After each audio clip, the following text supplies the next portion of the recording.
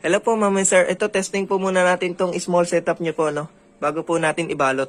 Ito, testing po muna natin. Testing natin sa dalawang clip fan, saka sa isang TV, no? Ayan. Buhay natin yung inverter. Ayan, buhay na inverter. Sundan natin yung extension na nakasaksak. Ayan po. Ayan, no? Extension yan. Ngayon, saksak natin yung isang clip fan. Ayan, umandar na isang clip fan. Ngayon, saksak din natin yung isang clip fan. Ayan, umandar na rin. Tapos, saksak po natin yung TV, no? TV na 32 inches. Ayan, nakasaksak na rin po yung TV na 32 inches. Ngayon, hintayin natin mabuhay yung TV. Ayan, nabuhay na yung TV. Hintayin natin. Wait. Ayan, gumagana na yung TV. Ito po yung TV 32 inches Samsung. Ano po yan? Ano po yung mga flat screen na TV lang po yung magagaan na TV, no? Yung latest po. Ayan, no? Basta yun lang po ang gagamitin nyo na TV. Wag po yung mga old na TV. Ayan.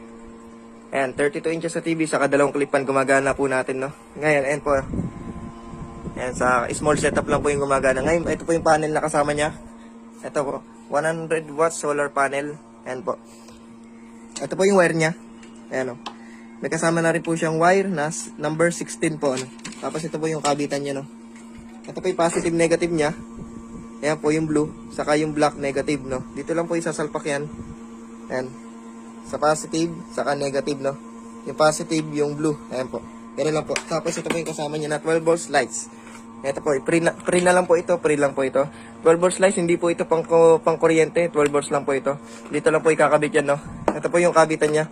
Dito nyo lang po ikakabit yan, no? Ayan, sa may positive. Positive yung red. Saka negative, no? Dito lang po sa may 12 volts. Ngayon, yung patayan po nito, ay dito lang po, no? Ito po yung patayan na 12 volts, no? Ayan po yung patayin. Para lang po yun sa 12 volts lights, no? Ayun, hindi naman namamatay yung mga ano. Para lang po yun sa 12 volts. Dito po. Dito po yung switch po yan sa 12 volts lights. Ito naman po ang para sa inverter. Pag pinatay nyo yan, mamamatay po yung mga appliances natin. Ayan po. Lahat na nakasaksak. Ngayon po, ito po. Dadating po sa inyo yan na buhay na po talaga. Yung mga ilaw design lang po yan. Wala pong bawas sa battery, no? Dadating po yan sa inyo ng buhay po talaga. Ang lagi nyo lang papatay na itong 12 volts lights.